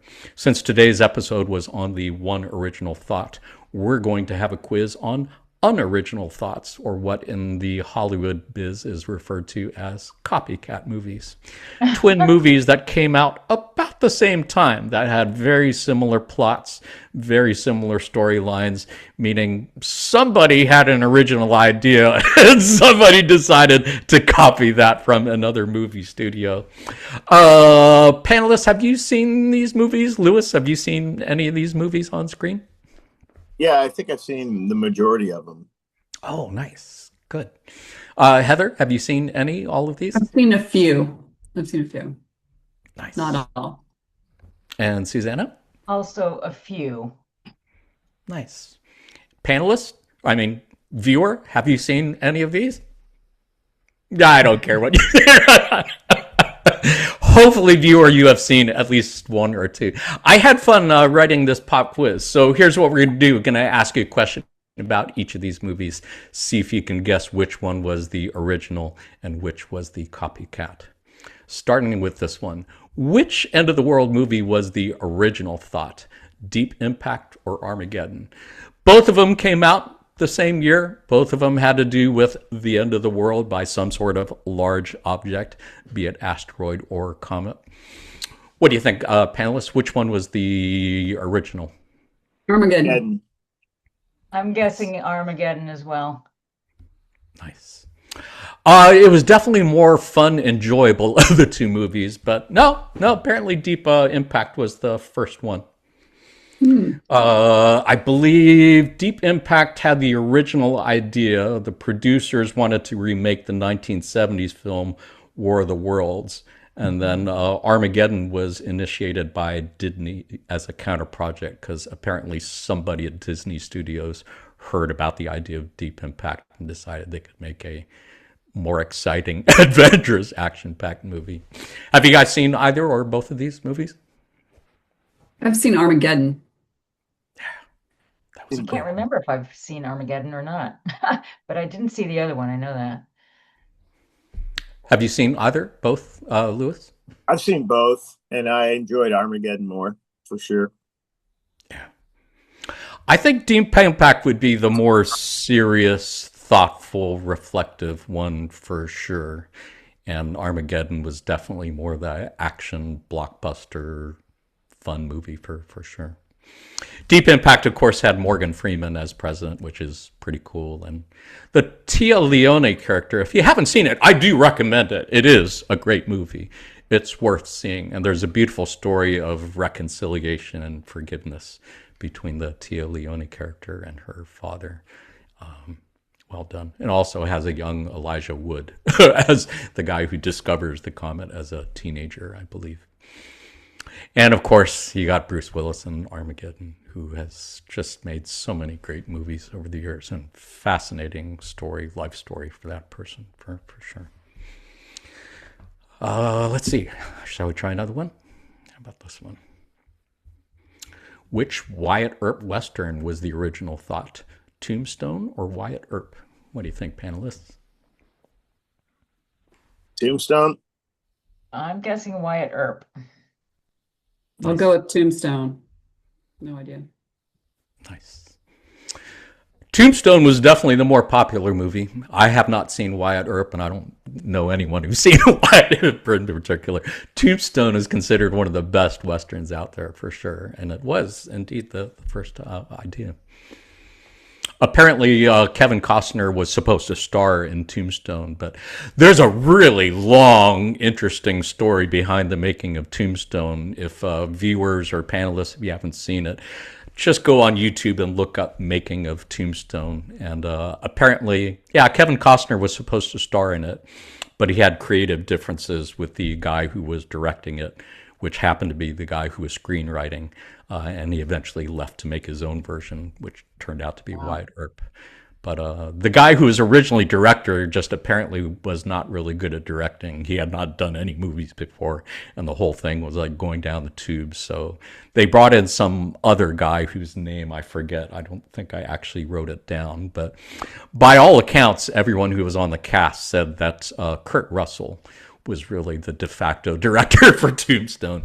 He's the one who really did actually work with the directors and the actors and arranged the scenes, and largely was responsible for the final product that we saw, which is a credit to him, for sure. And the Val Kilmer character was really great. I mean, it's definitely worth noting. His character was the most memorable. Have you seen that movie, Susanna? Did you know Tombstone? No, I haven't, but it's a great cast. It makes me want to see it. I think I was in law school at the time, not going to the movies very much. Yeah. Well, I am sorry to say this is a guy's movie. I believe Dana Delaney, who is a great actress, is also in this movie, but not a real substantial role worthy of her skills. But the male characters in here all on the screen all did pretty amazing job, especially Val Kilmer in his role, for sure. Have you seen it, Heather? Do you know that movie? Nope. Recommend it. I mean, if you like Westerns at all, it is considered by folks who like Westerns to be one of the best of the genre. How about another one? Which Day of the Dead movie was the original thought? Coco or Book of Life? I think it's Book of Life. I haven't seen Book of Life. I've only seen Coco, so I'm going to go with Coco because I love that movie. It's such a great movie. Yeah. What do you think, Lewis? I haven't seen either of these movies. Maybe it's because I watch too many violent movies, but I'll go with Coco. Nice. Well, there is betrayal and murder in Coco in that particular form, I suppose, in Disney form. But it is a great movie. They're both great movies. I've seen them both and recommend them highly. But yeah, interestingly enough, Book of Life was the first one. I believe Book of Life came out in 2014 and Coco came out in 2017. And the Book of Life director, Jorge Gutierrez, conceptualized it as far back as 2001. So, yeah, they're both really beautiful stories that are kind of centered on Day of the Dead as celebrated in Mexico. And they both have great voice acting casts, all actors and actresses who have done outstanding work elsewhere, including Fluffy, who apparently is the only actor who appears in both movies, I guess, who's a great comedian also. But yeah, you got in there. You got Zoe Saldana, you got Diego Luna, you've got Channing Tatum, who is not the least bit Latino. I believe he was brought in just because they needed somebody white who would bring in more non-Latino viewers, I guess. And Christina Applegate, too. Anthony Gonzalez, I have no idea. He played the boy in Coco. Did it beautifully. I have no idea if he's been in anything else. But Gael Garcia Bernal, yeah, for sure. And Benjamin Bratt, who is of Peruvian descent, I believe. Yeah. Great movies. Viewers, recommend them both if you haven't seen yet. How about the last one?